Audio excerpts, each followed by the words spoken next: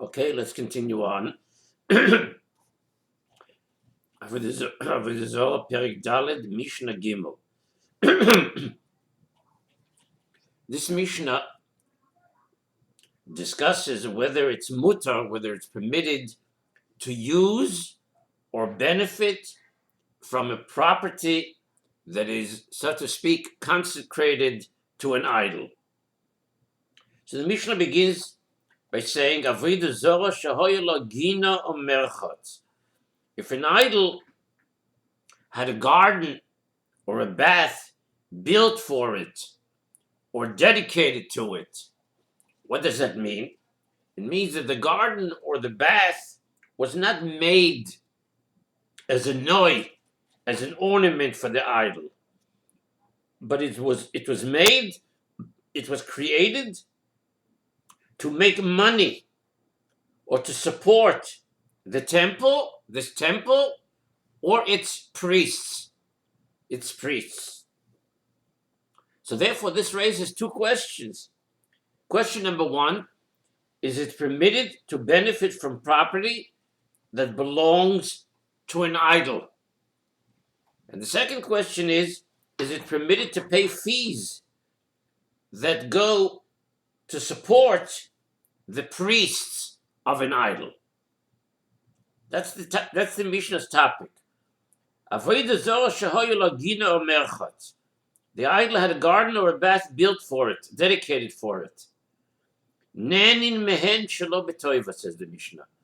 We may benefit from them, from the gina or the merchat, if we can do so without providing any gain to the idol's priests. In other words, if we don't have to pay a fee for using them. So to elaborate, the Mishnah speaks of a garden or a bath that is not used in the service of the idol. It's not part of the service. It's not part of the Ma'aseh Avodah Zarah. And it's also not an ornament to the Avodah Zarah. So it therefore never becomes also behano. If it's not part of the service and it's not part of the ornament, it's not also behano. Now, although these items were, so to speak, consecrated meaning they were donated or assigned to this specific idol, the rules of consecration do not apply to idols. And therefore, if someone, for example, says, this property should be consecrated to Markulis, this declaration al pi halacha is meaningless, and the property remains mutar be'ano, permitted for benefit. Only items that have actually been brought as offerings to the idol, or that were used to decorate it or to serve it, they become also be'ano, they become forbidden for benefit. Interesting to note that this is in contrast to the halacha for things that are consecrated lahavdil lemigdash, legavoya. What is the halacha there? Such items become mugdash, they become hegdesh, and they become also be'ano, to be used for stam use, as soon as they are consecrated. As soon as you say, areze for hegdesh, areze for a korban, areze legavoya.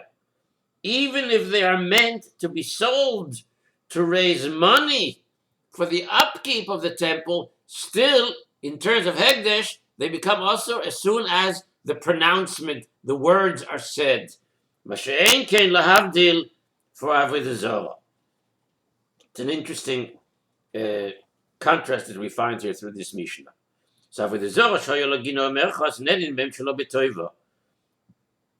Nenin mehen shelo b'toiva. We can benefit as long as we do not have to pay a fee for using them. But ve'ein nenin behem b'toiva. But we may not benefit from them by providing gain to the priests, which means that if we must pay a fee to use the garden or the bath. Since the fee goes to support the idol's priests, even though the money would be used for the priest's needs and not for the needs of the idols, still in all, the Chachamim prohibited paying the priests. Favos, because it appears as if he's paying for the needs of the idols itself. The two are connected. It's hard to disconnect them. Now the Mishnah continues, if, however, the garden or the bath belonged to the idol as well as to others in partnership, that means that the profits made from the garden or the bath are divided between the priests and other partners. So then the halacha is, says the Mishnah, nenin behen ben betoiva ben shelo betoiva. We may benefit from them whether we provide a gain or we do not provide a gain. Why is that? Because since the priests are not the only ones who benefit from the payments, it's mutar to use the garden or the bath even if we have to pay for its use. Okay? Because it doesn't look like we're paying for the needs of the idols, says the Nemuki Yosef. Still in all, Rishonim say that this is true only if it's not an exorbitant kind of a fee.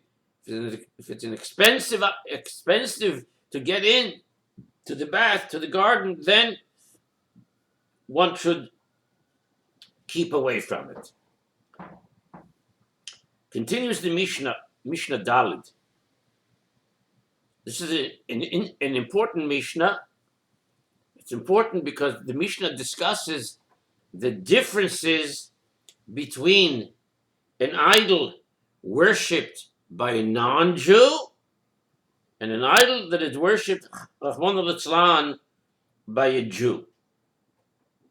So the first thing the Mishnah says, the first difference that the Mishnah says between an idol worshipped by a non-Jew and one worshipped by a Jew is that Avodah Zarah shel oived kachovim asura miyad. The idol of a non-Jew becomes also behano immediately. Immediately means as soon as he makes it, as soon as he created the idol, even before he actually worships it, it becomes also. But v'shel Yisrael eino asura ad shete'oved. But if a Jew, Rahman al created an idol, if a Jew created an idol, it does not become also until it is actually worshipped as Avodah Zarah. Let's elaborate. The difference between an idol, the difference between the idol of a Jew and that of a non-Jew is learned, the Gemara tells us in Avodah Zarah, from Psukim. Look in the Rav, and the Rav says, Avodah Zarah shenochli asura miyad. Why is it asura miyad? Dichsiv, because the Pasuk says in Dvorim Zayin, Pasuk Chafhei, Psile Eloheihem. Psile Eloheihem. Says the Gemara, Mishepsoloi Naseloi Leloho. Naseloi Leloho. Mishepsoloi, from the minute that he made it into a pesel, then it is already Eloheihem. When a goy makes a pesel, it is Eloheihem. And then it's also. But v'shel Yisrael ad shete'oved, says the Rav. But by a Jew, if he makes an Avodah Zarah, until he worships it, because the Pasuk says there, Pasuk Tzvav, V'sam b'seisel. The Torah describes there somebody who's going to worship Avodah Zarah, V'sam b'seisel. Why b'seisel? Why secretly? Ad sheyaseh la devorim shel seisel. Until he does something b'seisel, because a Jew would normally not worship Avodah Zarah begolu, he's afraid. So ad sheyaseh b'seisel, kloimar sheyavdena. Sheyisrael, says the Rav, eino oived Avodah Zarah ela b'seisel, mipnei shemisyare mi Bezdin, he's afraid that Bezdin will know and catch up with him. So, being that this is the difference between the Avodah Zarah created by a non-Jew and Avodah Zarah created by a Jew, nevertheless, okay, so the first difference you see is from the Psukim. One pasuk says Psilei Leheim by Goyim. but ye not v'sam b'seisel, which means till he worships it. Nevertheless, there are those that explain the reason for the difference between Jew and non-Jew as far as creating Avodah Zarah is that non-Jews were in the habit of worshiping idols. Non-Jews were over Avodah Zarah, and therefore once a non-Jew makes an idol, there's no reason to assume that he's going to change his mind and not worship it. So Mamela becomes also right away.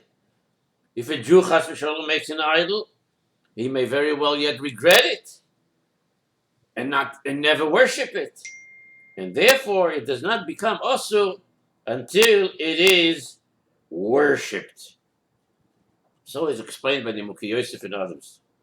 Now, although an idol made by a Jew does not become also until it is worshipped, Fashteta, however, that it's also for a Jew to make an idol, to create an idol.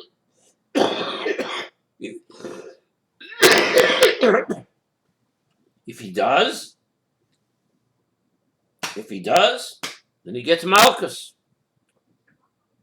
Says the Mishnah weiter, a second difference between a non-Jew's idol and a Jew's idol. The second difference is, says the Mishnah, a non-Jewish idolater can nullify, can be mevatel, can make it null and void, can make it into nothing, both his own idol as well as the idol of another non-Jew. Which means a non-Jew can nullify an idol by intentionally inflicting damage on it, hacking it, zerbrechen it, or by showing in some way that he no longer believes in it. If he does so, then it becomes mutar behano. As a matter of fact, in the next Mishnayos, we'll see what are the various ways by which we can go ahead and nullify, by which a non-Jew can go ahead and nullify an idol. So in Ovid Kechovim, mevatel Avodah Zarah shelo b'shel chavero. But v'Yisrael eino mevatel Avodah Zarah shelo Ovid Kechovim. But a Jew cannot nullify the idol of a non-Jew.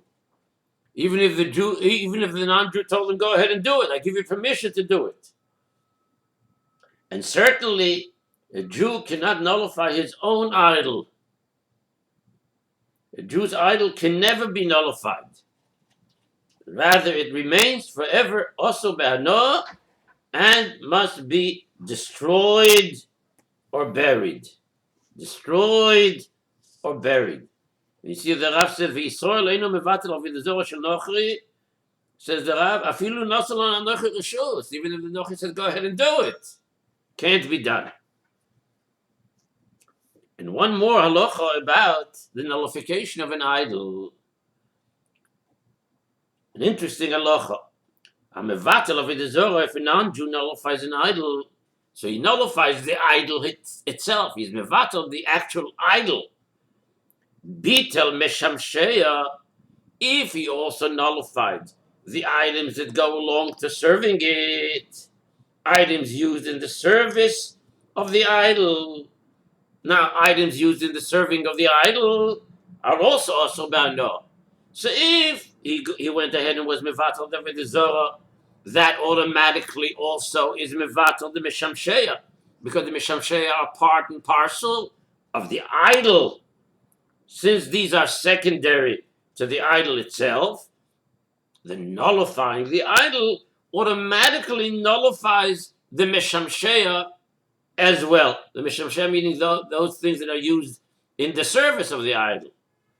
But on the other hand, on the other side of the coin, if bitel meshamsheya, if he nullifies the items that are used to service it, he's nullifying the idols that are part of the process of the way this Avodah Zarah is worshipped. So meshamsheya mutorim v'hi asura. So then, those items that are used in the service of it, which he was mevatel, they're mutar behano. But the idol itself remains also because the idol is not secondary to the items that are used to service it. So in the first case, he was mevatel the Avodah Zarah, so the mishamshei are also botel because they're secondary to the idol. In the second case, if he was just mevatel the mishamshei, which are secondary to the idol, the mishamshei become mutar, but the idol remains also. It's not secondary to it.